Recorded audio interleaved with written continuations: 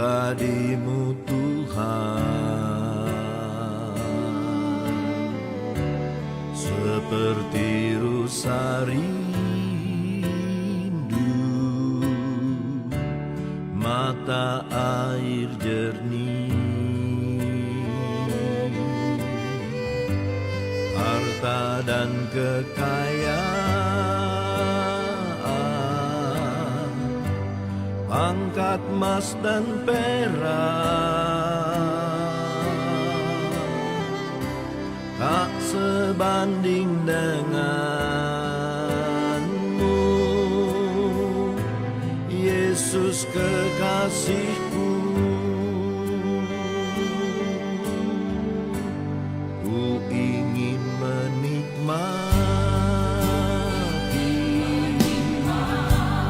pribadi-Mu Tuhan, seperti rusa rindu mata air jernih, harta dan kekayaan, pangkat emas dan perak tak sebanding denganmu, Yesus kekasihku. Menikmati Tuhan, menikmati Yesus di setiap waktu. Kau berharga, menikmati Tuhan, menikmati Yesus dalam kekekalan. Kau mulia.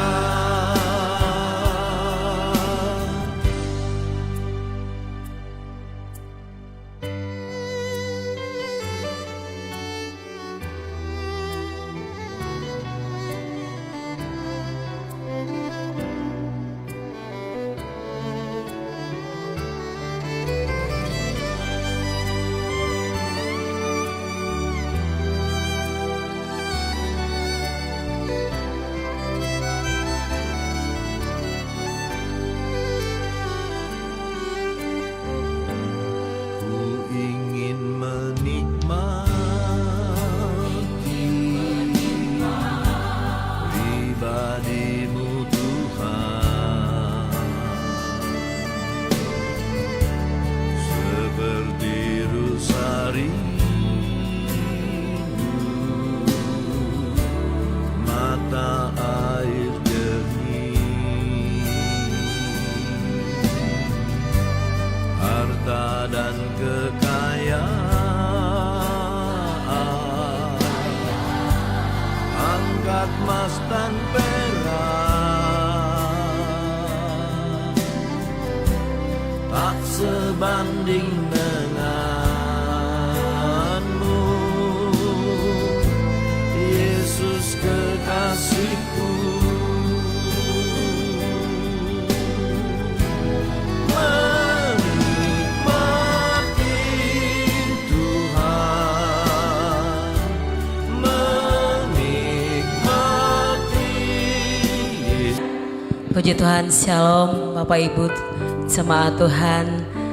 Selamat kita berkumpul kembali untuk beribadah, memuji, memuliakan nama Tuhan.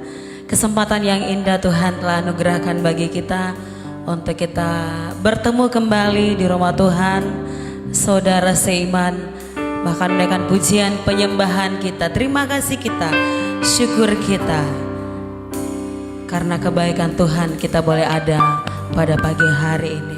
Mari kita siapkan hati kita, hidup kita.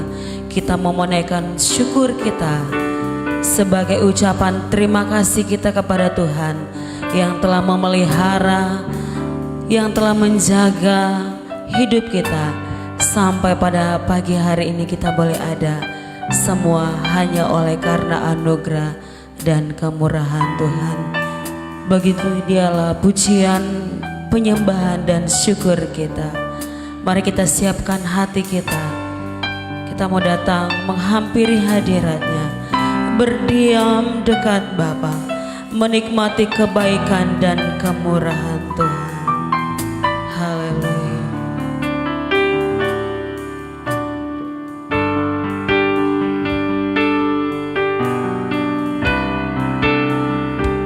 Terima kasih Tuhan Yesus.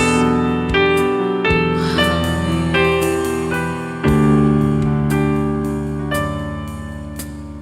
Ku berdiam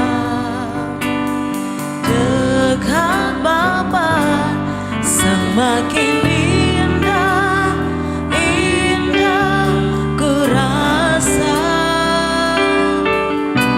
Aku dilayakkan untuk memuji Dia.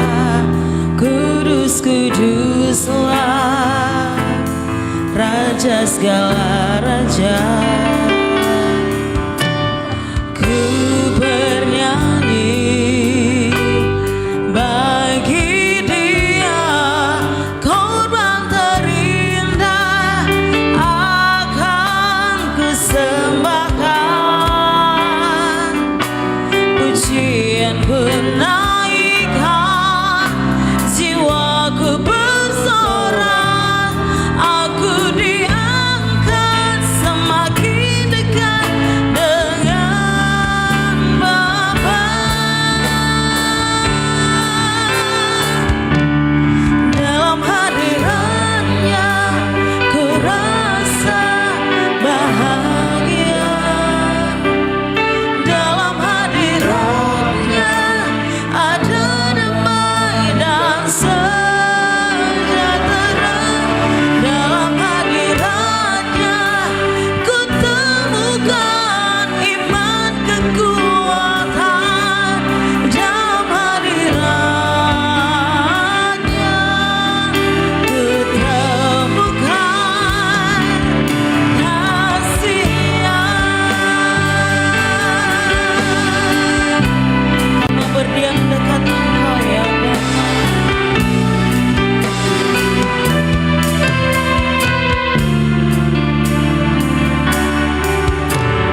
Ku berdiam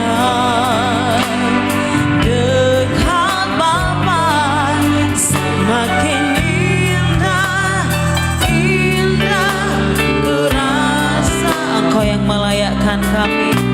Aku dilayakkan untuk memuji Dia. Kudus, kuduslah Raja segala raja. Ku bernyanyi bagi Dia, korban terindah akan kusembahkan. Pujian ku naikkan, jiwaku bersorak.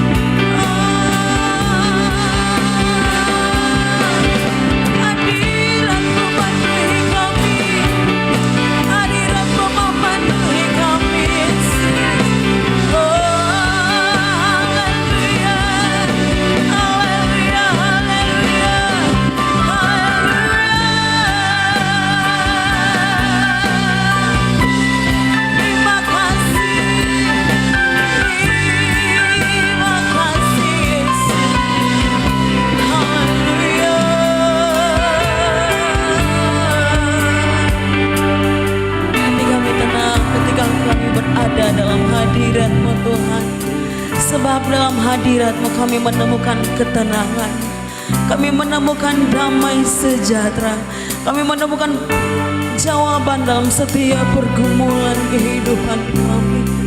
Terima kasih Yesus, terima kasih. Haleluya.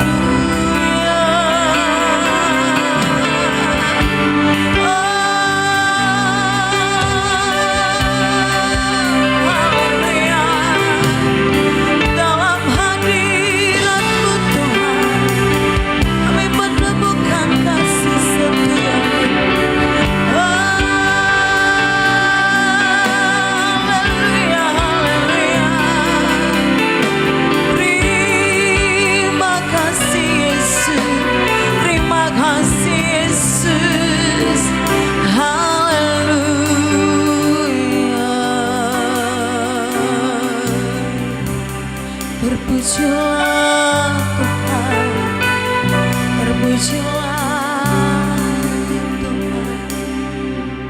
Haleluya. Mari sedang jemaat bangkit berdiri bersama. Dalam hadirat-Nya ku rasa bahagia. Dalam hadirat-Nya ada damai dan sejahtera. Dalam hadirat-Nya ketemukan iman kekuatan. Dalam hadirat-Nya ketemukan kasih-Nya. Dalam hadirat-Nya ku rasa bahagia. Dengan penuh kasih Ibu Yusda akan pimpin kita dalam doa pembukaan. Ada damai dan sejahtera dalam hadirat-Nya. Ketemukan iman kekuatan. Dalam hadirat-Nya ketemukan. Dalam hadirat-Nya ketemukan. Dalam hadirat-Nya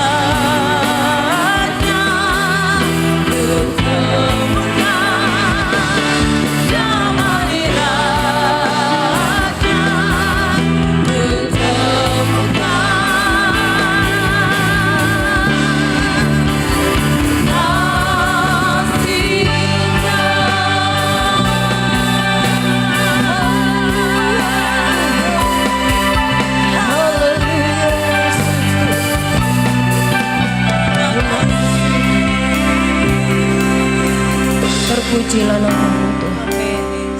Terpujilah Engkau Tuhan sampai selama-lamanya dan untuk selama-lamanya.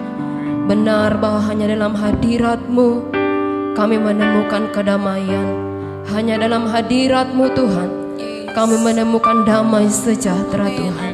Itulah sebabnya pagi hari ini kami ada di tempat ini. Dan kami sadar semua hanya karena kasih karunia Tuhan. Engkau yang telah menyertai kami sepanjang minggu yang kami lalui Tuhan. Bahkan dalam peristirahatan kami sepanjang malam, Tuhan yang sudah menolong kami sehingga kami boleh bangun dengan tubuh sehat dan kuat. Kami percaya bahwa semua hanya karena kasih karunia Tuhan. Itulah sebabnya pagi hari ini kami mau datang memuji menyembah Engkau Tuhan. Kami mau bersorak bagi nama Tuhan, sebab Engkau layak menerima puji-pujian. Engkau layak ditinggikan, Engkau layak diagungkan Tuhan. Berkaryalah Roh Kudus di tengah-tengah ibadah kami, bahkan di hati kami, melawat setiap kami, membangkitkan semangat, membangkitkan sukacita dalam hidup kami, untuk datang memuji menyembah Engkau Tuhan, bersekutu dengan Engkau pagi hari ini. Setiap pekerjaan kuasa kegelapan kami percaya tidak ada lagi tempatnya di ruangan ini, di hati kami. Sebab kuasa-Mu lebih besar dari segala-galanya. Terpuji bagi nama-Mu Bapa. Dari awal pertengahan hingga akhir ibadah ini jadi sesuai dengan kehendak-Mu. Kuasa-Mu menguasai ruangan ini, hati kami Tuhan, sehingga kami boleh bebas bertepuk tangan memuji bersorak bagi nama Tuhan. Bahkan hamba-Mu yang akan memimpin kami dalam puji-pujian, hamba-Mu yang akan memberitakan firman-Mu. kuasa-Mu, pengurapan-Mu ada dalam kehidupan hamba-Mu. Terpuji bagi nama-Mu Tuhan. Kami mau lebih lagi masuk dalam hadirat Tuhan, memuji meninggikan Engkau Bapa, di dalam nama Tuhan Yesus Kristus. Haleluya. Amin. Puji Tuhan, kita tinggal berdiri. Ada sukacita pada pagi hari ini yang merasakan kebaikan Tuhan, mari lambaikan tangan kita. Haleluya. Mari beri salaman kiri kanan depan saudara belakang. Katakan Tuhan Yesus baik. Haleluya. Datanglah kebaiknya dengan hati bersyukur. Haleluya. Mari bersyukur buat kebaikan Tuhan, buat anugerah Tuhan. Yes.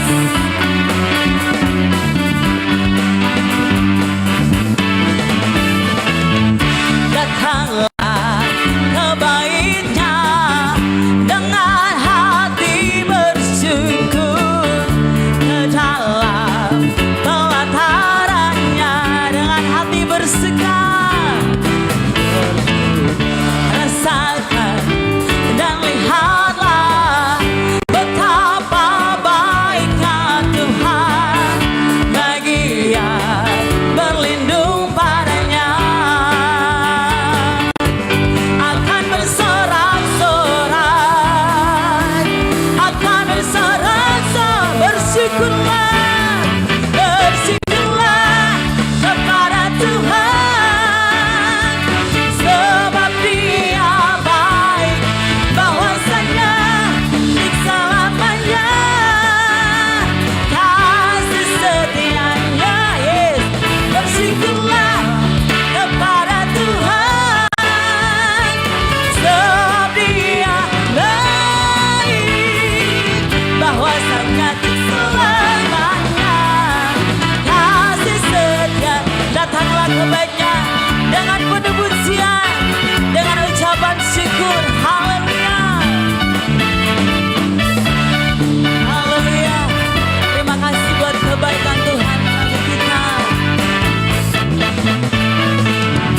Datanglah kebaiknya dengan hati bersyukur, ke dalam pelatarannya dengan hati bersuka. Yang mereka merasakan kebaikan Tuhan, Betapa mari baik tinggikan agungkan Tuhan. Haleluya. Berlindung padanya, mari bersorak-sorai, akan bersorak-sorai, akan bersorak-sorai. Hey, bersyukurlah kepada Tuhan, sebab Dia baik, bahwasanya di selamanya kasih setianya. Oh, bersyukurlah kepada Tuhan, sebab Dia baik, bahwasanya di selamanya kasih setianya. Bersyukurlah kepada Tuhan, bersyukurlah kepada Tuhan, sebab Dia baik, bahwasanya di selamanya.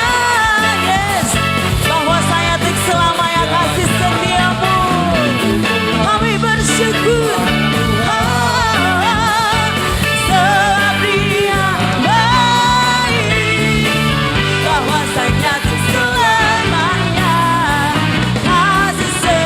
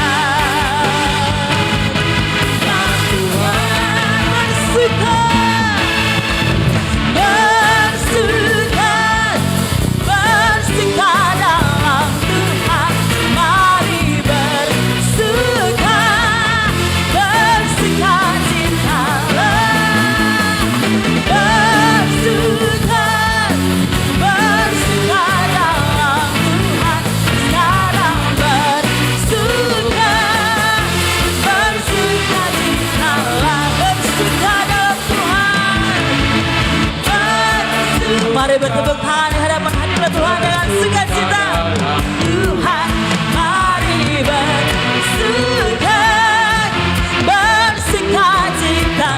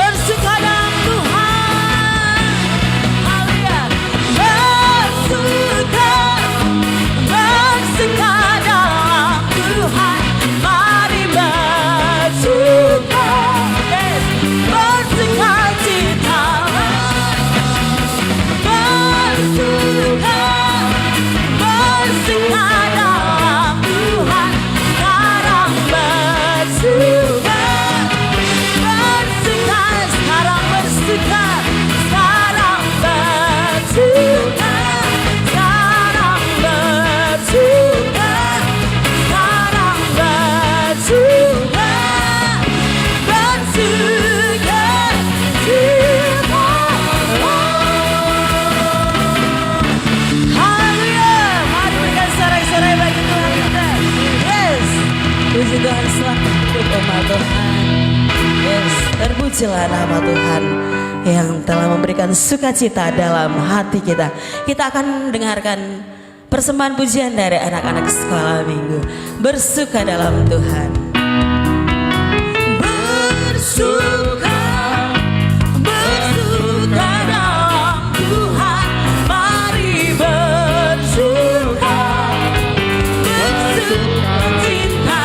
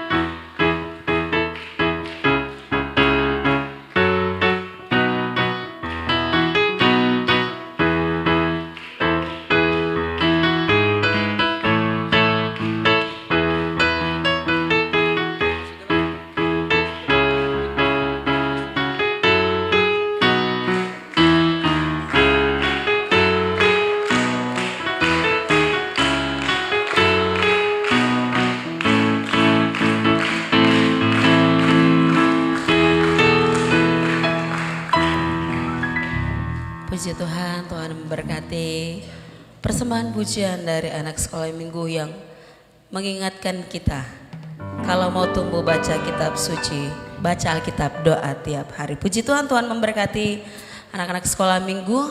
Dan kita akan mendengarkan kesaksian pembangunan dari Bapak Pendeta Moses. Kita lakukan pujian bersuka dalam Tuhan. Bersuka bersuka, bersuka dalam Tuhan. Mari bersuka, bersuka cita, bersuka, bersuka dalam Tuhan. Sekarang bersuka, bersuka citalah.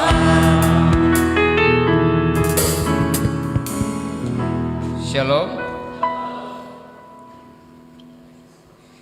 Selamat pagi saya ucapkan kepada kita semua yang hadir. Hati saya sangat senang, sukacita berjumpa dengan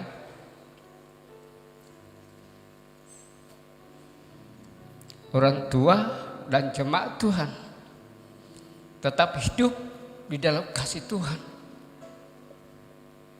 Karena itu Tuhan berkata, tinggallah dalam kasihku, supaya kasihku dalam kamu menjadi sempurna, yang akan menyertai kita. Apapun masalah persoalan, tetaplah dalam kasihnya yang akan memberikan kita kekuatan. Nyata pada saat ini kita ada sebagaimana ada karena kebaikan Tuhan semata-mata. Dan saya sangat bersyukur kepada pemimpin pujian yang memberikan kepercayaan bagi saya untuk menyaksikan betapa baiknya Tuhan bagi kami di dalam pelayanan. Tetap kami rasakan dan nikmati penyertaan Tuhan sungguh sangat sempurna bagi kami. Sekalipun sering masalah, tekanan yang membuat lemah, tetapi di mana Alkitab katakan di mana aku lemah, di situ aku kuat. Di situ firman Allah selalu memberikan kekuatan bagi kami. Dan yang saya mau saksikan sejak hari Selasa kemarin, karena dalam bulan-bulan kemarin itu istri saya sering melihatkan ada masalah benjolan di kepala sebelah kanan. Saya lihat kan masih kecil, 1 bulan, 2 minggu sampai 2 bulan. Kok heran semakin besar itu barang. Itu sudah kelihatan di rambutnya, itu sudah mau nonjol dia dan merah. Kemudian saya bawa ke Puskesmas Kalum. Di sana memang bukan jurusannya, tapi mereka arahkan kami, Pak, kami bukan ahlinya di sini, yang masalah itu dokter yang tahu. Bawa ke Mamuju, di sana ada ahlinya banyak. Nanti ada KTP-nya, saya bilang ada. Ada BPJS-nya tidak ada, tercecer di Kepala Desa Limbong. Tapi yang penting ada KTP-nya, bisa itu. Singkat cerita bahwa BPJS kami masih aktif, di statusnya masih di Puskesmas Ranga-Ranga wilayah Kaluku. Maka diarahkanlah Bapak segera cepat tangani ini, sebab ini barang semakin besar semakin bahaya menurut mereka. Saya jalan ke Ranga-Ranga, kebetulan dokter itu sudah kenal baik dengan saya. Pak Pendeta kok lama baru muncul? Di mana? Temannya bilang sudah pindah dia, Bu dokter, sudah pindah. Terus ada masalah, mau minta surat rujukan ini Ibu dokter, karena kemarin di Puskesmas Kalumpang itu disuruh ke sini. Kenapa? Ada istri saya itu ada penyakit di kepalanya, benjolan. Aku bilang iya. Cepat diurus surat rujukan dari Ranga ke sini, Mamuju. Dia bilang ke rumah sakit mana? Aku bilang Mitra. Singkat cerita malam Rabu sudah mulai operasi doa saya ya. Secara manusia masih ragu-ragu karena BPJS belum tahu aktif atau tidak itu. Saya belum laporkan. Hari yang ketiga itu petugas kesehatan datang, Pak Pendeta, Bapak ada BPJS tidak ada. Urus saja cepat, aktifkan cepat. Kalau tidak bayar ke di umum itu. Pikiran saya, wah kalau bayar ini ya bayar berapa juta ini. Dalam hati saya sih begitu. Kemudian dia bilang jam 10 kamu ke kantor BPJS urus itu. Sampai di sana dia bilang tidak perlu kartu BPJS Bapak. Yang penting ada KTP-mu karena sudah ada di dalamnya itu. Tapi nanti saya aktifkan ini. Ya baru saya lega sedikit. Malam Rabu jam 6:30 sudah mulai operasi. Saya tidak ada waktu itu, saya keluar, saya dicari-cari, saya cari-cari kebutuhan. Dokter cari mana suaminya Pak, ya Ibu. Tidak tahu ke mana, padahal saya keluar, saya cari-cari kebutuhan. Datang sudah ada di dalam, tapi puji Tuhan cepat selesai. Dan 2 hari kami tunggu, Ibu dokter itu tidak datang-datang, teman tetangga sudah pada pulang tadi malam. Baru tadi malam dia datang, Ibu Marda, nanti besok siang kamu berangkat. Kemudian saya bilang rujukannya itu Bu, mau rujuk kemana kah? Ke Kalumpang kah atau kemana? Di Kalumpang saja aku bilang karena jauh sekali ke sini. Tapi yang penting jahitannya itu 2 minggu dari sekarang itu datang ke buka jahitannya. Saya berjalan semuanya itu semua karena berkat kebaikan Tuhan. Kasih Tuhan yang sungguh hebat dan luar biasa bagi kita semua, karena kita percaya Yesus itu tidak pernah meninggalkan kita sedetik pun. Karena itulah kasih Tuhan yang hebat itu. Karena itu tadi awal kata saya, tinggal dalam kasih-Nya. Apapun masalahmu, jangan keluar dari sana. Kalau kita tidak akan mampu. Kalau kita tinggal dalam kasih-Nya, Tuhan akan berikan kekuatan. Tuhan Yesus berkati. Selanjutnya saya kasih. Puji Tuhan, Tuhan berkati kesaksian dari Pendeta Moses Pilemon. Kita terus mendoakan untuk pemulihan dari Ibu kekasih. Puji Tuhan, kita akan siapkan hati kita untuk mendengarkan firman Tuhan. Mari seundang sidang jemaat bangkit berdiri bersama. Kita lakukan pujian itu, firman yang telah jadi manusia.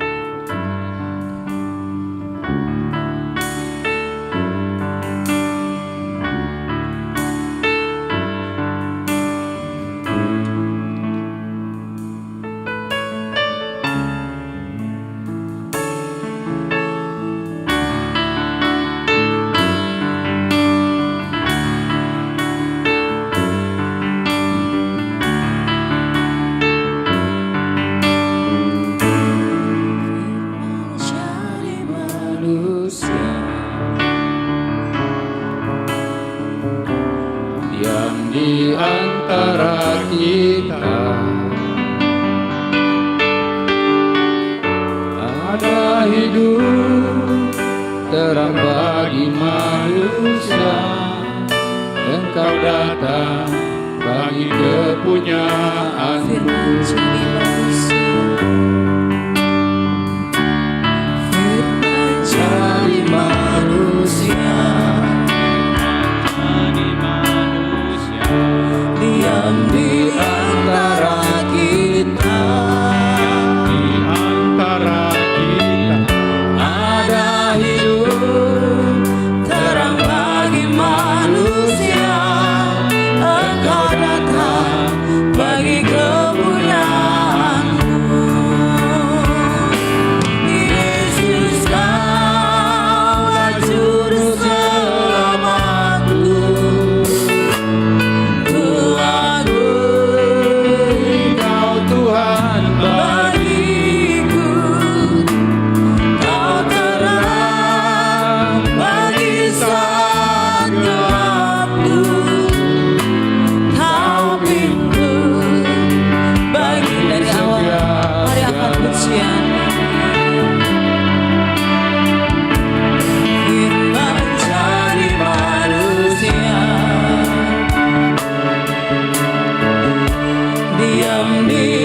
antara kita. Ada hidup terang bagi manusia, Engkau datang bagi kepunyaanmu. Yesus Kau juru selamatku, ku akui Kau Tuhan bagiku. Kau terang bagi saat gelapku, Kau pintu bagi sesungguh juru selamat kami. Yesus Kau juru selamatku, ku akui Kau Tuhan bagiku. Kau terang bagi saat gelapku, Kau pintu. Yesus Engkau juru selamat kami. Yesus Kau juru selamatku, akui Kau Tuhan bagiku. Kau terang bagi saat gelapku, Kau pintu. Sekali lagi, Yesus Kau selamat kami. Yesus Kau juru selamat. Diserahkan kepada Ibu Gembala yang akan firman Tuhan. Kau Tuhan bagiku, Kau terang bagi saat gelapku, Kau pintu bagi setiap jalan. Yesus Kau juru selamatku, akui Kau Tuhan bagiku. Kau terang bagi saat gelapku, Kau pintu bagi setiap jalan. Kau pintu bagi setiap jalan. Kau pintu bagi setiap jalan. Haleluya. Kita beri sorak-sorak yang meriah bagi Tuhan. Haleluya, haleluya, haleluya. Segala puji dan syukur kami naikkan kepadamu Bapa di surga. Kami telah memuji-muji nama-Mu. Kami telah menyembah Engkau. Dan saat ini kami akan mendengarkan firman-Mu. Firman yang hidup, firman yang kudus, firman yang akan memberkati hidup kami. Karena hanya firman-Mu yang dapat menolong kami hidup di tengah-tengah dunia yang sukar dan sulit ini. Sebab itu urapan-Mu ada atas kehidupan kami semua. Layakkan kami Bapa, Roh Kudus bekerja di dalam hati kami lewat kebenaran firman-Mu. Firman-Mu memotivasi kami untuk hidup di tengah-tengah dunia yang sukar dan sulit ini. Terima kasih Bapa, kami mengucap syukur. Kami siap untuk mendengarkan firman-Mu di dalam nama Yesus Kristus. Haleluya, amin. Puji Tuhan. Silakan Bapak Ibu dan kekasih duduk kembali. Pagi hari ini kita sama-sama akan belajar tentang kebenaran firman Allah. Bahwa firman Allah dapat menolong kita. Tadi kesaksian dari Pendeta Moses bahwa kita tinggal di dalam Dia dan Ia tinggal di dalam hidup kita. Sehingga apapun jadi pergumulan kita, kita tidak perlu khawatir. Karena Dia ada bersama-sama dengan kita. Dia yang memberi jalan keluar bagi kita. Puji Tuhan, kita berbahagia Selalu saya katakan kita berbahagia karena kita boleh ada di dalam rumah Tuhan. Berapa banyak minggu yang kita belakangi, berapa banyak orang yang meninggal. Baik itu meninggal karena sakit penyakit, meninggal karena peperangan, dan lain-lain, meninggal karena dibunuh. Tetapi kita boleh ada bersyukur kepada Tuhan bahwa kalau kita masih hidup, itu adalah kemurahan Tuhan. Itu adalah kebaikan Tuhan. Dengan apa kita dapat membalas semua itu? Hanyalah dengan ucapan syukur kepada Tuhan. Mari Bapak Ibu, kita akan membuka Alkitab kita di dalam 2 Raja-Raja pasal 5. Pasti ada kekasih kalau saya baru katakan 2 Raja-Raja pasal 5 sudah terkah. Apa itu?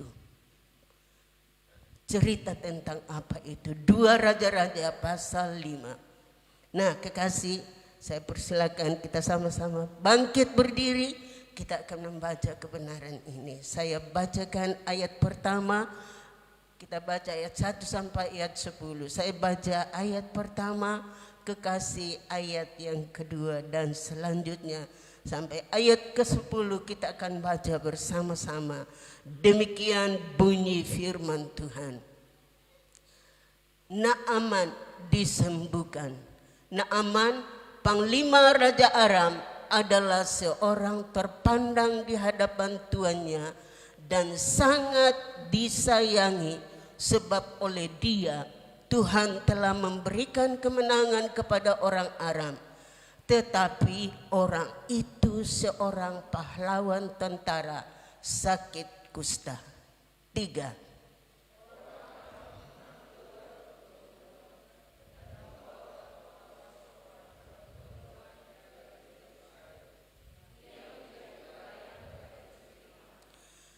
Berkatalah gadis itu kepada nyonyanya, sekiranya tuanku menghadap nabi yang di Samaria itu, maka tentulah nabi itu akan menyembuhkan dia dari penyakitnya.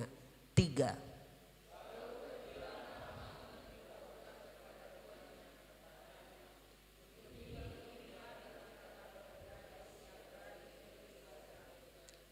Maka jawab Raja Aram, baik, pergilah, dan aku akan mengirim surat kepada Raja Israel. Lalu pergilah Naaman dan membawa sebagai persembahan 10 talenta perak dan 6.000 shekel emas dan 10 potong pakaian. 3.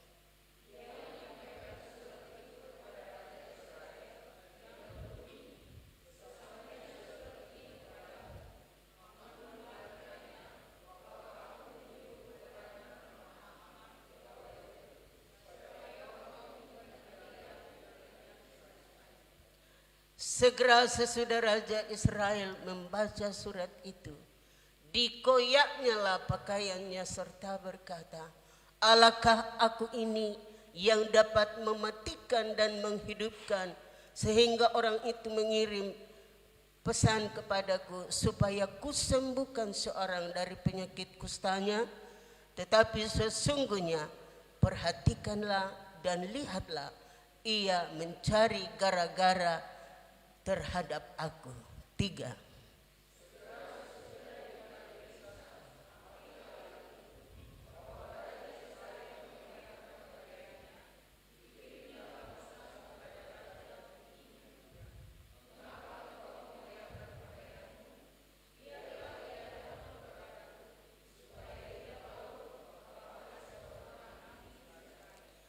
Kemudian datanglah Naaman dengan kudanya dan keretanya, lalu berhenti di depan pintu rumah Elisa. Kita baca bersama. 3. Elisa menyuruh seorang suruhan kepadanya mengatakan, pergilah, mandi 7 kali dalam sungai Yordan, maka tubuhmu akan putih pulih kembali seperti engkau menjadi tahir.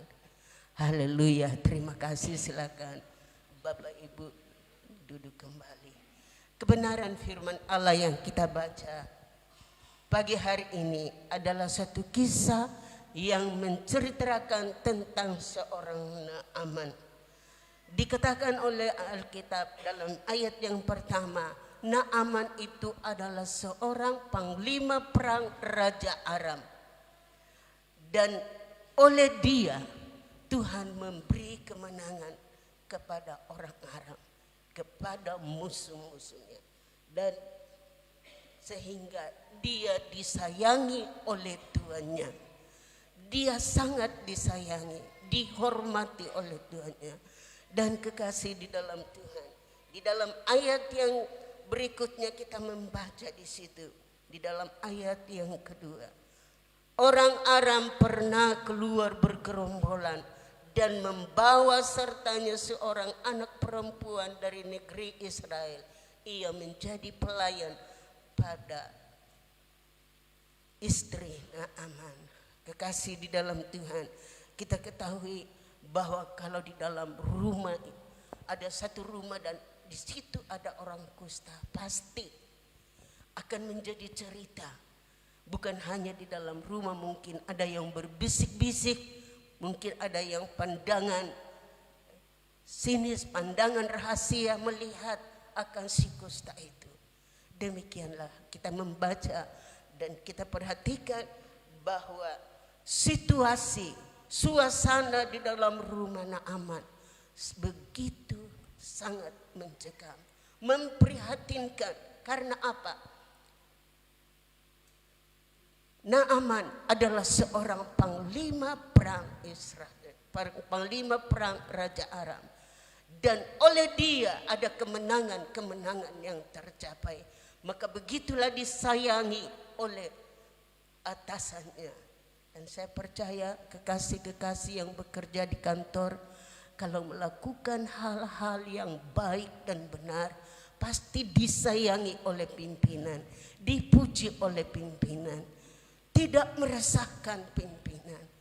Tetapi kekasih di dalam Tuhan, kita lihat dalam pembacaan kita tadi, bahwa di dalam rumah dari Naaman, kendati pun dia seorang pejabat, seorang panglima perang, namun kekasih dalam Tuhan, sekarang dia sedang menderita penyakit. Penyakit kusta adalah penyakit yang ditakuti oleh semua orang. Bahwa dulu itu belum ada obatnya, tapi kalau sekarang mungkin sudah ada obatnya. Nah, kekasih di dalam Tuhan, sudah bisa diobati, tetapi dulu belum bisa diobati. Dan orang yang sakit kusta, dia akan diasingkan dari keluarga, dia akan diasingkan dari orang banyak, dan dia akan menyerukan kata-kata najis, najis, najis, supaya masyarakat tahu bahwa oh, dia itu kusta. Nah, kekasih di dalam Tuhan, saya katakan tadi bahwa di dalam rumah Naaman terjadi suasana yang begitu mencekam, begitu memprihatinkan. Dan kita baca dalam ayat 2 tadi bahwa satu ketika gerombolan orang Aram keluar bergerombolan, dan di situ dia membawa seorang gadis kecil yang kemungkinan baru berumur 12 tahun sampai 15 tahun, kira-kira begitu. Dibawa. Dan kekasih di dalam Tuhan, dia dibawa oleh gerombolan orang Aram. Kemudian dia ada di dalam rumah Naaman. Dia ada di dalam rumah Naaman. Dan ketika saat itu, bukannya dia senang-senang saja kekasih, pasti dia mesti teringat. Dia teringat ketika dia diambil dengan paksa, dia dirampok dengan paksa, dan dibawa ke rumah Naaman. Dan kekasih di dalam Tuhan, dia sadar bahwa saya tidak perlu ingat lagi akan tempat saya di Israel. Orang-orang Yahudi, orang tuanya, saudara-saudaranya, dia tidak ingat lagi. Dia cuma pasrah kepada Tuhan, dan dia sadari bahwa sebagai orang tawanan yang ada di dalam rumah Naaman. Dia berkata, Tuhan sudah pasti campur tangan. Pasti karena Tuhan saya dirampok. Itu adalah kisahnya begitu. Bahwa semua itu ada dalam rencana Tuhan. Untuk apa kekasih di dalam Tuhan? Tentu ada maksud Tuhan untuk dia ada di dalam rumah daripada Naaman. Yang kita ketahui bahwa majikannya itu yaitu Naaman sendiri kena penyakit kusta. Kalau karyawannya atau pegawai-pegawainya yang lain mungkin rasa sinis melihat akan bosnya yang lagi menderita. Tetapi lain dengan gadis yang ditawan ini. Dia merasa sedih, dia merasa susah, dia merasa prihatin dengan keadaan daripada Naaman.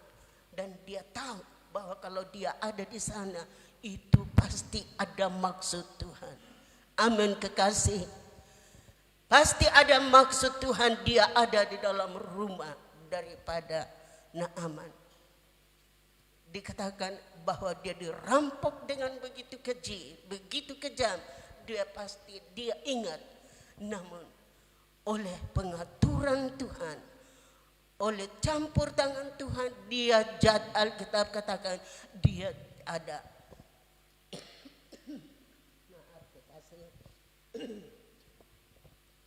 Dia jatuh di tangan nyonya daripada Naaman yang begitu memperlakukan dia dengan ramah.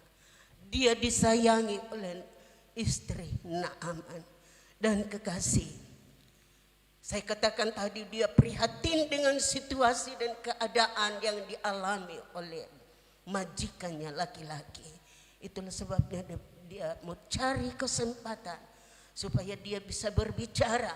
Dia menyampaikan siapa yang dia sembah, kepada siapa yang dapat menolong. Dan kekasih di dalam Tuhan, kita membaca.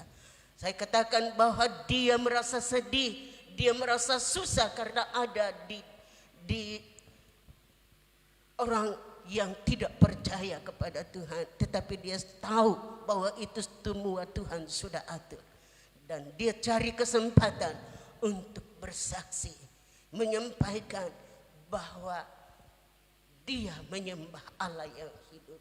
Kita baca di dalam ayat yang ketiga. Berkatalah gadis itu kepada nyonyanya, sekiranya tuanku menghadap nabi yang di Samaria itu, maka tentulah nabi itu akan menyembuhkan dia dari penyakitnya. Haleluya. Ada kesempatan dia membuka mulut untuk bersaksi, menyaksikan tentang Tuhan, tentang Allah Israel, Allah yang disembah oleh mereka. Bahwa di Israel ada orang yang dapat menyembuhkan penyakit. Ada seorang nabi yang sudah dipakai oleh Tuhan membuat banyak mujizat-mujizat dengan nama Tuhan. Dan kekasih di dalam Tuhan, itulah kesempatan dia sampaikan kepada nyonyanya yang saya katakan tadi, nyonya ini begitu ramah dengan gadis kecil ini, dengan anak kecil ini. Dan kekasih di dalam Tuhan, ketika dia menyampaikan bahwa sekiranya dia ada di Israel, pastilah dia disembuhkan. Hal itu menyentuh hati daripada nyonyanya. Dia menyentuh, semula dia bimbang, dia ragu, apa benar, apa tidak. Kekasih di dalam Tuhan, kadangkala kalau kita mendengarkan firman Tuhan, kadangkala iblis menaburkan roh-roh kebimbangan. Kita bimbang terhadap kebenaran yang disampaikan, kita ragukan apa yang kita dengar. Tetapi mari kekasih di dalam Tuhan, seperti saya katakan bahwa semula bahwa istri Naaman agak ragu, agak bimbang mendengarkan kesaksian daripada gadis yang ditawan itu. Tetapi kekasih di dalam Tuhan, kemudian satu ketika dia seperti bermalam, dia bermimpi. Malam-malam dia lihat bayangan setan yang berjalan mondar-mandir dengan bayangan orang-orang kusta. Dan di antara bayangan yang dia lihat itu ada suaminya atau Naaman. Sehingga dia tidak merasa gentar. Lalu ketika mendengarkan kata-kata daripada gadis itu, bahwa sekiranya Tuanku ada di Israel, pastilah Tuhan sembuhkan. Ada kepastian.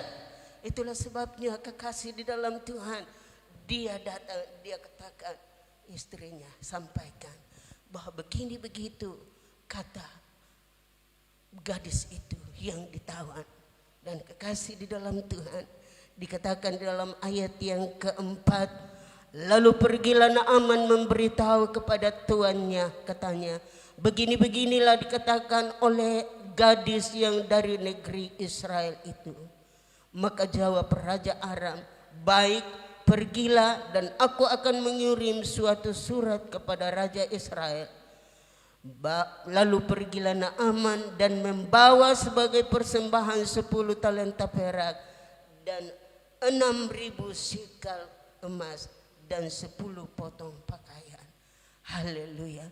Ketika istrinya menyampaikan kesaksian yang hidup itu, saya percaya kesaksian itu adalah kesaksian yang hidup, bahwa sekiranya dia ada di Israel pastilah disembuhkan.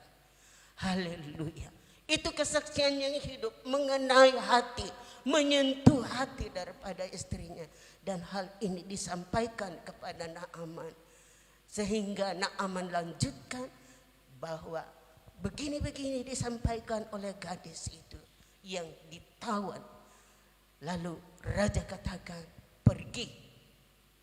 Ada surat kuasa diberikan. Bawa surat ini kepada Raja Israel. Dan sesampainya di sana, dia akan baca di dalam ayat yang ke-6. Ia menyampaikan surat itu kepada Raja Israel yang berbunyi, maklumlah kiranya bahwa aku menyuruh kepadamu Naaman pegawaiku supaya engkau menyembuhkan dia dari penyakit kustanya. Ayat 7 saya baca. Segera sesudah Raja Israel membaca surat itu, dikoyaknyalah pakaiannya serta berkata, alakah aku ini yang dapat mematikan dan menghidupkan, sehingga orang ini mengirim pesan kepadaku supaya kusembuhkan seorang dari penyakit kustanya. Tetapi sesungguhnya perhatikanlah dan lihatlah, ia mencari gara-gara terhadap aku. Kekasih di dalam Tuhan, Naaman dengan rombongannya membawa surat kuasa, membawa surat dan diperlihatkan, disampaikan kepada Raja Mesir. Tidak langsung kepada Elia, tapi disampaikan kepada Raja Mesir. Dan ketika Raja Mesir membaca surat itu, surat daripada Raja orang Arab, maka kekasih di dalam Tuhan dikatakan di sini setelah sampai surat ini dibawa oleh orang panglima tentaraku, yaitu panglima perang, yaitu Naaman, supaya engkau menyembuhkan dia dari penyakitnya. Wah, Raja Israel merasa tersinggung. Dia bilang, alakah aku ini sehingga dapat mematikan dan menghidupkan? Haleluya. Tentunya kekasih di dalam Tuhan, dia berkata demikian karena dia tidak yakin. Dia koyakkan pakaiannya. Alkitab katakan, jangan koyakkan pakaianmu, tapi koyakkanlah hatimu. Artinya bertobatlah. Haleluya. Raja Israel, dia tidak mengoyakkan hatinya, dia tidak membuka hatinya bagi Tuhan. Dia koyakkan pakaiannya. Lalu kekasih di dalam Tuhan, setelah Elisa mendengar bahwa raja mengoyakkan pakaiannya, Kemudian di dalam ayat yang ke-8, segera sesudah didengar Elisa abdi Allah itu bahwa Raja Israel mengoyakkan pakaiannya, dikirimnyalah pesan kepada raja, bunyinya, mengapa engkau mengoyakkan pakaianmu? Biarlah ia datang kepadaku, supaya ia tahu bahwa ada seorang nabi di Israel. Haleluya. Ketika Raja Israel mengoyakkan pakaiannya, maka Elisa sebagai abdi Allah yang Tuhan pakai dengan luar biasa, banyak melakukan mujizat-mujizat di Israel. Dia katakan, mengapa raja mengoyakkan pakaiannya? Suruhlah dia datang kemari, supaya dia tahu bahwa di Israel ada Allah yang hidup. Di Israel ada seorang nabi. Dan nabi itu bukanlah nabi yang biasa-biasa, tetapi adalah nabi yang dipakai oleh Tuhan membuat banyak mujizat. Kekasih di dalam Tuhan, ini ditekankan oleh Elisa. Suruh dia datang. Mengapa raja harus mengoyakkan pakaiannya? Suruh dia datang supaya dia tahu bahwa di Israel ada seorang nabi. Haleluya. Luar biasa kekasih di dalam Tuhan. Itu karena ada kesaksian dari seorang anak kecil yang ditawan. Dia ditawan kekasih di dalam Tuhan, tetapi mulutnya tidak tertutup. Tuhan pakai untuk menyaksikan bahwa di Israel ada seorang nabi. Dan pasti disembuhkan oleh Tuhan. Oleh tangan Nabi Elisa, banyak mujizat yang Tuhan sudah pakai, yang Tuhan sudah tunjukkan lewat pelayanan daripada Elisa. Dan waktu dia mendengarkan raja mengoyakkan pakaiannya, suruh dia datang. Lalu kekasih di dalam Tuhan, rombongan datang berjalan terus sampai ke rumah daripada Elisa. Apa yang terjadi? Sampai di sana dilihat, wah, pintu-pintu tertutup. Haleluya. Pintu rumahnya tertutup. Dalam hatinya mendongkol. Wah, ini saya dipermainkan ini. Saya disusahkan lagi.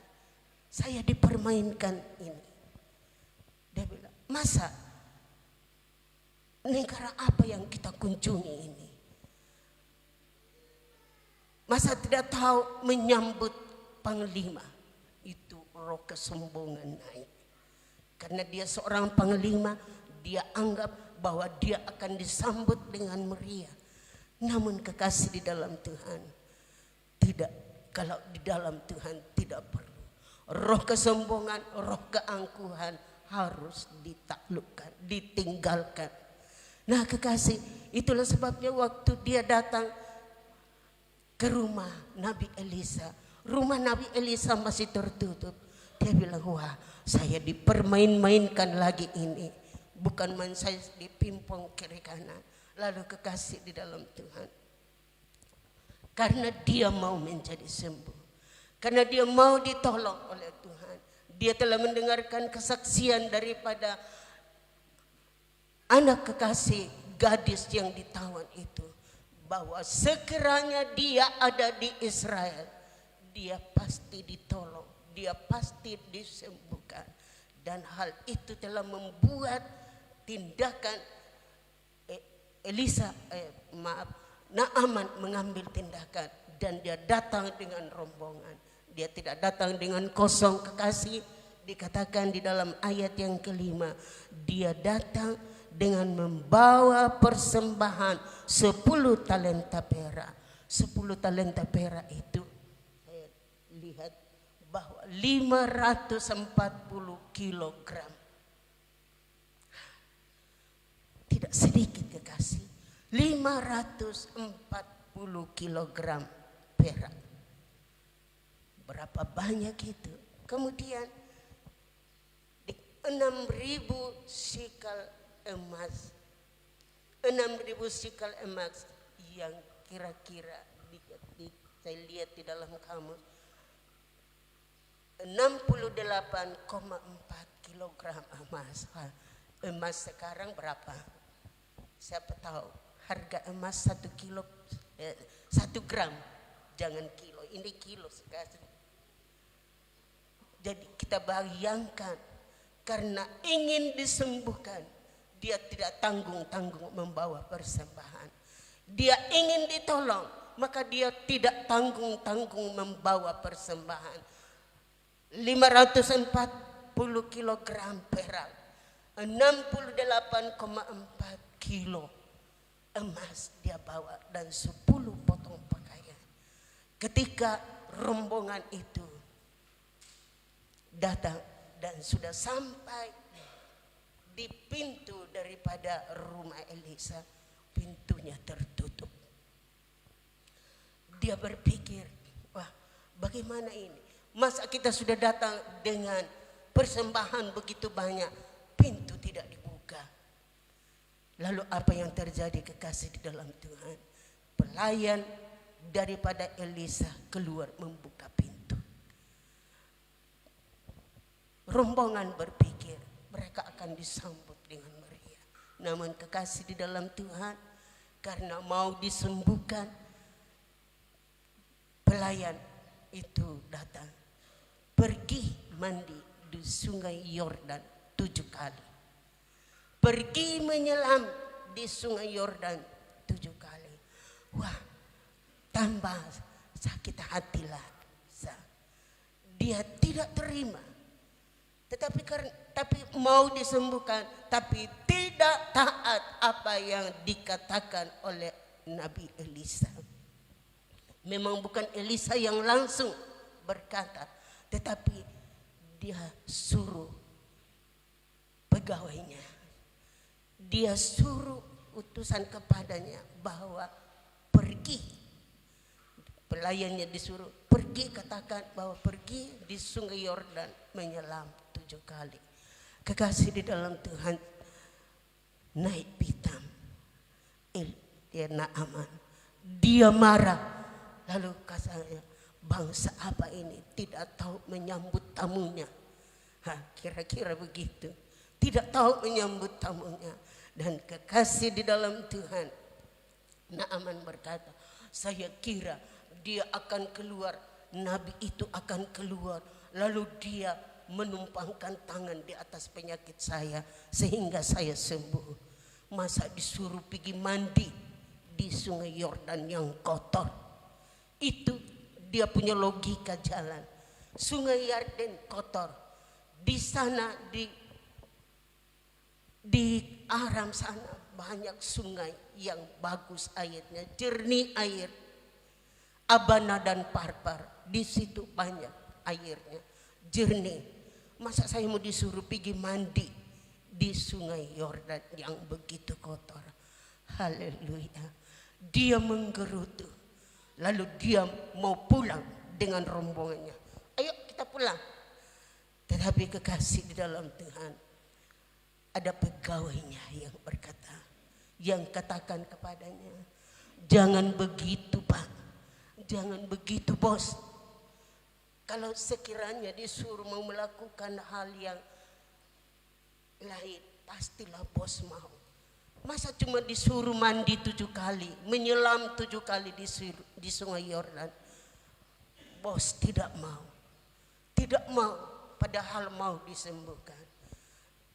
Dia tidak taat. Semula dia tidak taat. Namun kekasih di dalam Tuhan, karena ada yang menasehati bahwa tidak apa-apa, pergi menyelam 7 kali. Dan kekasih, saya baca selanjutnya di dalam ayat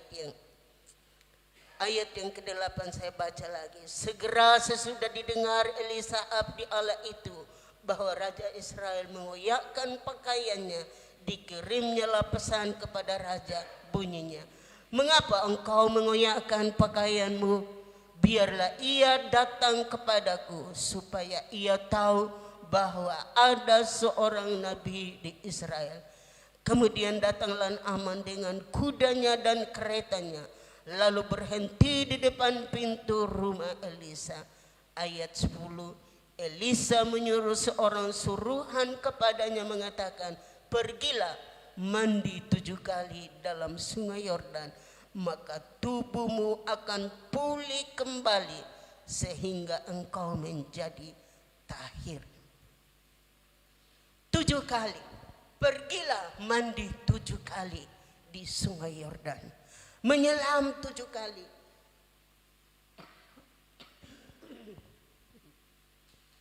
Di sungai Yordan, maka ketika engkau taati itu, engkau akan keluar dan engkau menjadi tahir. Engkau akan menjadi seperti berkulit bayi. Nah, kekasih di dalam Tuhan, sungguh ketika kita mendengarkan firman Allah, kadangkala iblis katakan jangan, tidak benar itu. Banyak kita berpikir tentang firman Allah kalau disampaikan. Namun kekasih di dalam Tuhan, kiranya kita mentaati itu. Kita lihat ketika dia taat, memang dia sudah nekat mau pulang saja. Dia katakan, masa saya kira Elisa mau Nabi akan keluar lalu dia tumpang tangan di atas penyakit saya, penyakit menjadi sembuh. Tetapi masa dia suruh pelayannya, suruh saya pergi mandi di sungai Yordan. Itu logikanya berjalan, dan bahwa mengatakan bahwa air sungai Yordan begitu kotor, tidak mungkin saya pergi mandi. Tetapi kekasih di dalam Tuhan, kita baca selanjutnya ayat 11. Tetapi pergilah Naaman dengan gusar sambil berkata, aku sangka bahwa setidak-tidaknya ia datang keluar dan berdiri memanggil nama Tuhan Allahnya, lalu menggerak-gerakkan tangannya di atas tempat penyakit itu, dan dengan demikian menyembuhkan penyakit kustaku. Ayat 12. Bukankah Abana dan Parpar sungai-sungai Damsik lebih baik daripada sungai di Israel? Bukankah aku dapat mandi di sana dan menjadi tahir? Kemudian berpalinglah ia dan pergi dengan panas hati. Ayat 13. Tetapi pegawai-pegawainya datang mendekat serta berkata kepadanya, Bapak, seandainya Nabi itu menyuruh perkara yang sukar kepadamu, bukankah Bapak akan melakukannya? Apalagi sekarang ia hanya berkata kepadamu, mandilah dan engkau akan menjadi tahir. Haleluya. Tidak jadi pula. Untung ada yang Tuhan pakai. Ada yang Tuhan pakai. Ketika dia pulang, ketika dia dengan gusar, dengan panas hati, dia mau pulang dengan rombongannya, pasti tidak akan sembuh, tidak mengalami perubahan. Tetapi karena dia mendengarkan pegawai-pegawainya, dia bilang, seandainya Bapak disuruh melakukan perkara hal-hal yang sukar, pasti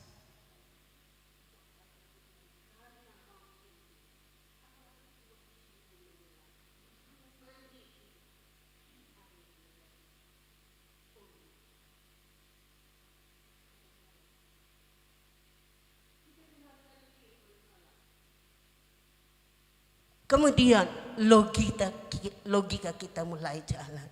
Apa benar, apa tidak. Tetapi ketika kita terima firman Allah dengan sepenuh hati, dengan segenap hati, tanpa kita berpikir yang lain, maka kekasih di dalam Tuhan, ada mujizat di dalam ketaatan. Ada mujizat di dalam ketaatan. Dan kita lihat bahwa akhirnya dia menurun. Dia turun di sungai Yordan. Dia menyelamkan dirinya. 1 kali, 2 kali, dia lihat tidak ada perubahan, bohong-bohong ini. 3 kali dia menyelam. Bahkan 6 kali belum ada perubahan. Dan ke-7 kalinya, angka 7 adalah angka kesempurnaan. Haleluya. 7 kali dia menyelam dan dia keluar. Bukan main, kulitnya seperti kulit bayi. Alkitab katakan, terjemahanlah katakan begitu. Kulitnya menjadi seperti kulit bayi. Bagaimana kulit bayi? Tidak keriput toh. Seperti saya. Kalau kita sudah tua keriput. Tetapi ketika Naaman menyelamkan diri di sungai Yordan, kulitnya dia dipulihkan, dia menjadi tahir. Haleluya. Kekasih di dalam Tuhan, mari kebenaran firman Allah yang kita dengarkan saat ini, bahwa hendaknya kita menjadi kesaksian. Kita menjadi saksi seperti anak yang ditawan tadi. Dia dirampok dengan begitu kejam, tetapi oleh pengaturan Tuhan, dia jatuh di tangan nyonya yang begitu ramah dengan dia, yang begitu sayang kepadanya. Dan dia berkata, dia lihat situasi dalam rumah bahwa tidak baik situasi ini. Kalau saya berdiam diri, kalau saya tidak buka mulut, menyaksikan bahwa di Israel, di tempat di mana dia ada, dia merasakan ada persekutuan yang indah. Dan dia ada sekarang di rumah Naaman, hanya mendengarkan orang yang berbisik-bisik, kusta, bos, kusta. Haleluya. Dan kusta adalah berbicara tentang dosa. Kusta akhir artinya dosa. Kekasih di dalam Tuhan, biarlah apa yang kita dengarkan saat ini kita ambil maknanya, bahwa hendaknya kita menjadi saksi. Di dalam Matius pasal yang kelima ayat yang ke-14 dan sampai ayat yang ke-16, di situ dikatakan, kamu adalah terang dunia. Saya bacakan itu, Matius pasal 5. Matius pasal 5 ayat 13 sampai ayat yang ke-16. Garam dunia dan terang dunia. Kamu adalah garam dunia. Jika garam itu menjadi tawar, dengan apakah ia diasinkan? Tidak ada lagi gunanya selain dibuang dan diinjak orang. Ayat 14. Kamu adalah terang dunia. Kota yang terletak di atas gunung tidak mungkin tersembunyi. Lihat sapota di atas tahu, tidak tersembunyi, kelihatan. Dikatakan kota yang di atas gunung tidak mungkin tersembunyi. Saudara dan saya bagaikan kota. Kita adalah terang. Ayat 14. Kamu adalah terang dunia. Kota yang terletak di atas gunung tidak mungkin tersembunyi. Terang kita harus nyatakan. Kita menjadi garam dan kita menjadi di lingkungan di mana kita ada. Tadi gadis yang ditawan itu, yang dirampok dan dibawa ke orang-orang kafir, orang-orang yang tidak percaya kepada Tuhan. Dia sudah menjadi berkat. Dia sudah menjadi berkat. Ayat 15 saya baca. Lagi pula orang tidak meletakkan pelita lalu tidak menyalakan pelita lalu meletakkannya di bawah gantang, melainkan di atas kaki dian, sehingga menerangi semua orang di dalam rumah itu. Ayat 16. Demikianlah hendaknya terangmu bercahaya di depan orang, supaya mereka melihat perbuatanmu yang baik dan memuliakan Bapamu yang di surga. Kita adalah terang. Biarlah terang kita bercahaya di tengah-tengah orang yang tidak percaya kepada Tuhan, supaya mereka lihat dan mereka memuliakan Tuhan. Haleluya. Gadis yang tertawan itu sudah menjadi saksi di tengah majikannya, di dalam rumah majikannya, dan dia berkata, sekiranya dia ada di Israel, pastilah dia disembuhkan. Dan kita lihat bahwa ketika Naaman taat kepada apa yang disampaikan oleh Nabi Elisa, maka dia mengalami pemulihan, dia mengalami pertolongan, kesembuhan terjadi. Demikianlah di dalam kehidupan kita. Masalah apa yang kita hadapi, ada dosa apa yang mungkin membelenggu kita, seperti Naaman dibelenggu oleh kusta, dan dia merasa terganggu dengan penyakit itu. Dia membayangkan orang-orang yang ada di sekitarnya yang bergerombolan berkata bahwa najis, dan dia melihat orang-orang itu bahwa demikianlah keadaannya, tidak ada harapan. Tetapi ketika disampaikan kesaksian bahwa di Israel ada nabi yang dapat menyembuhkan, dan akhirnya dia ambil tindakan. Mari kekasih di dalam Tuhan, kita mendengarkan firman Allah, kita respondi apa firman Allah, kita ambil tindakan, dan kita akan mengalami pertolongan Tuhan dalam hidup kita. Kita akan mengalami mujizat-mujizat yang Tuhan janjikan. Itulah kekasih di dalam Tuhan, dua hal yang dapat saya bagikan, yaitu menjadi saksi dan kemudian taat kepada firman dan mengalami mujizat daripada Tuhan. Kiranya Tuhan menolong kita. Dia menjadi saksi. Alkitab katakan, kamu akan beroleh kuasa dan kamu akan menjadi saksi bagiku kalau Roh Kudus turun ke atas kamu. Kalau ada Roh Kudus dalam hati kita, kita dapat menjadi saksi. Kita menjadi garam dan terang kepada orang-orang yang ada di sekeliling kita. Kita tidak perlu bawa obor keliling, tidak. Tetapi hidup kita, terang Kristus yang bercahaya di dalam hidup kita, orang lain dapat melihatnya dan mengetahui bahwa kita adalah anak-anak Tuhan. Karena apa? Ada Roh Kudus yang memenuhi kehidupan kita. Kita memiliki firman, kita taat kepada firman, dan kita dipimpin oleh Roh Kudus. Gadis ini telah dipimpin oleh Tuhan.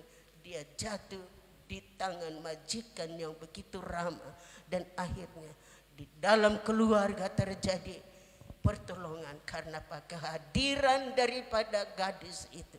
Biarlah kehadiran kita di mana kita ada, baik mereka kalian yang ada di kantor, jadilah terang, jadilah berkat, jadilah kesaksian bagi atasan kekasih, sehingga kekasih di dalam Tuhan, Tuhan pasti mengangkat, Tuhan pasti menyatakan perbedaan di antara saudara dengan orang-orang yang tidak percaya kepada Tuhan. Di dalam Maliaki pasal 3 ayat yang ke-18, bukan ayat 10 ya. Maliaki 3 ayat yang ke-18.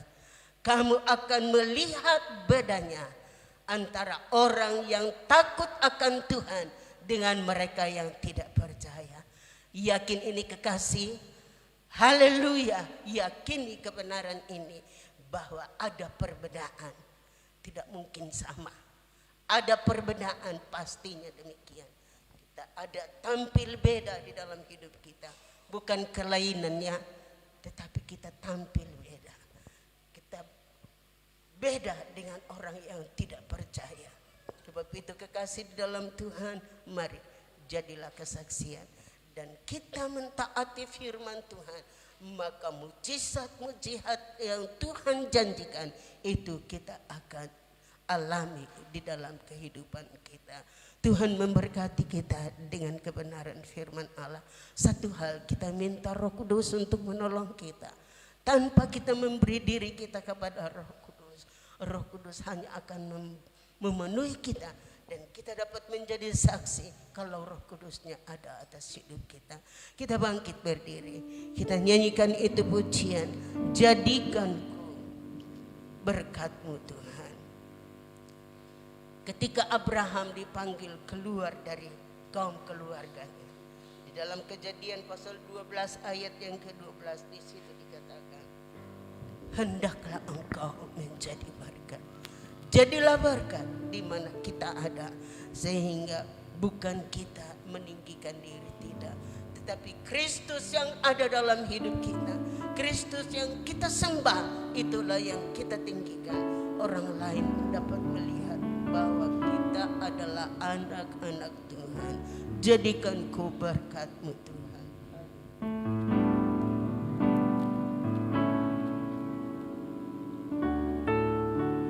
Haleluya.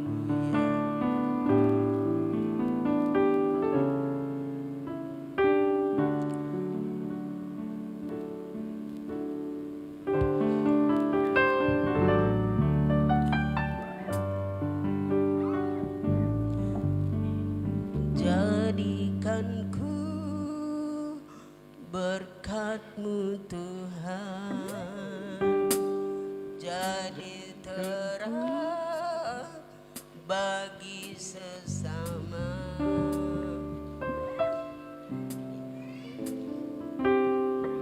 Jadikan ku berkat-Mu Tuhan, jadi terang bagi sesama. Kamu yang diselamatkan, jadi terang Tuhan, bagaikan pelita yang menyala di tengah kegelapan. Di depan semua orang, agar mereka lihat bola Bapa di surga. Tolong kekasih yang hafal ini lagu, nyanyikan. Kita sama-sama nyanyikan. Ada kerinduan kita untuk menjadi berkat.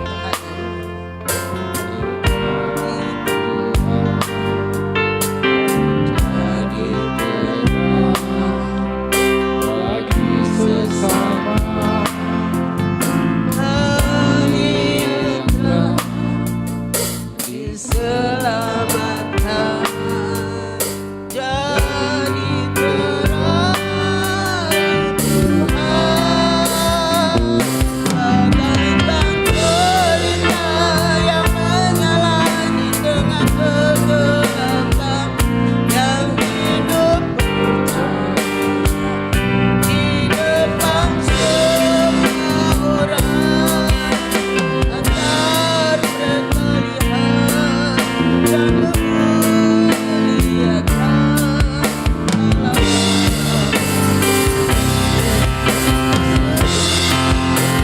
Haleluya. Kata-kata lagu ini Tuhan, jadikan kami berkat bagi mereka yang masih hidup dalam kegelapan. Kami menjadi berkat supaya orang lain dapat melihat bahwa Engkau hidup dalam kami dan Yesus dipermuliakan. Tuhan, kita ganti lagu kita. Peganglah tanganku, Roh Kudus. Haleluya.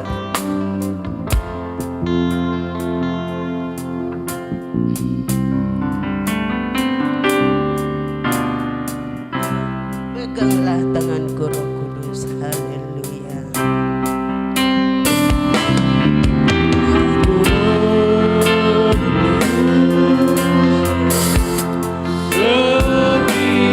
Setiap hari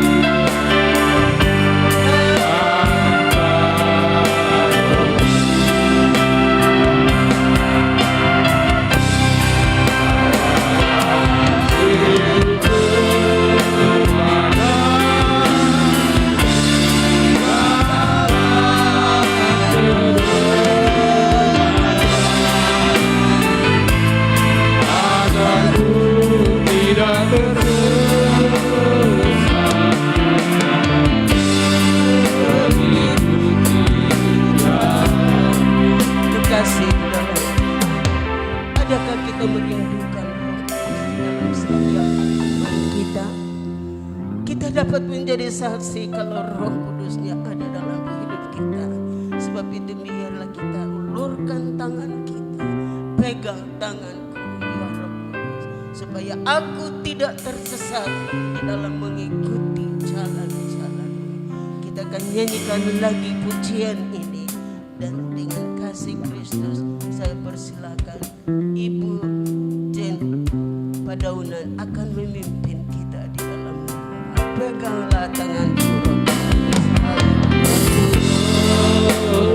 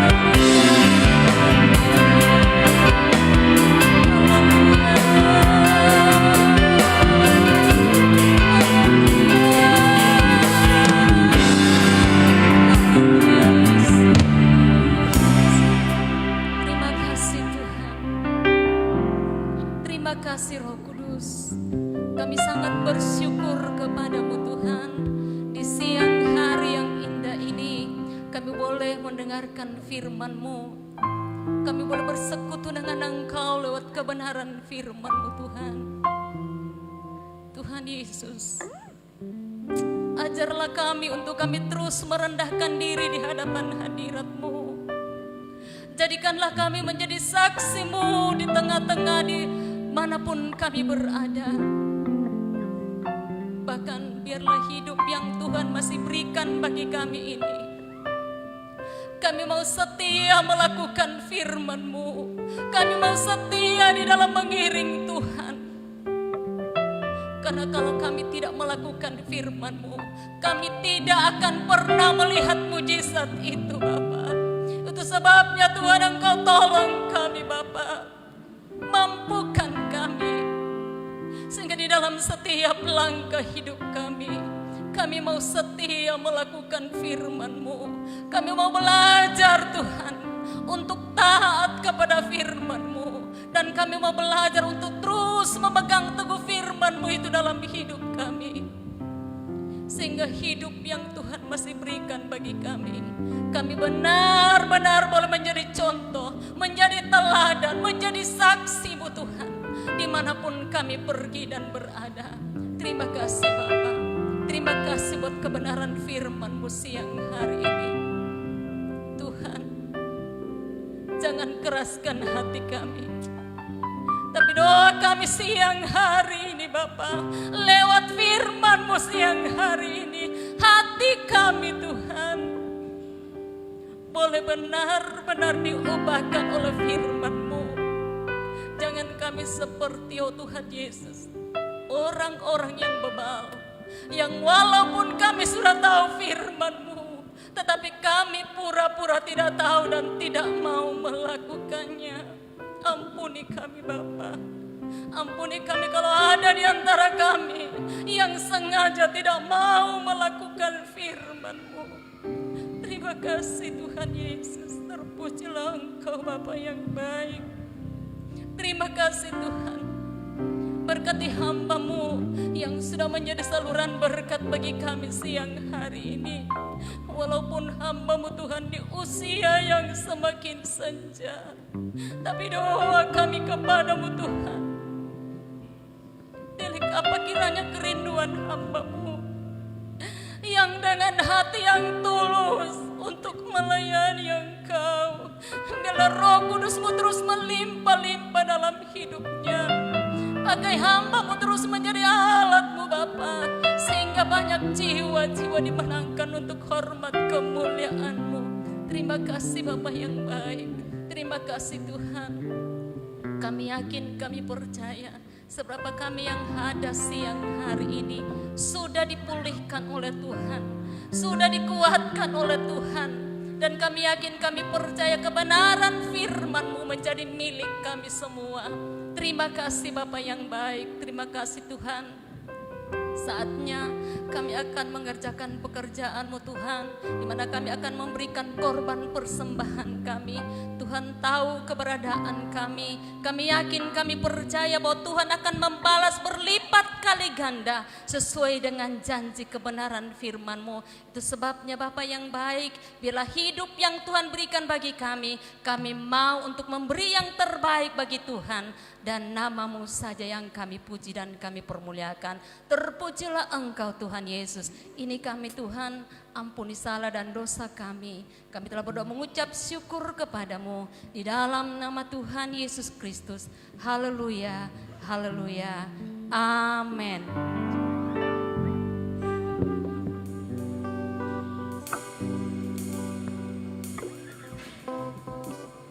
Puji Tuhan. Kita akan melanjutkan ibadah kita dengan memberikan korban persembahan kita. Kita lakukan pujian, biar bumi akan berlalu.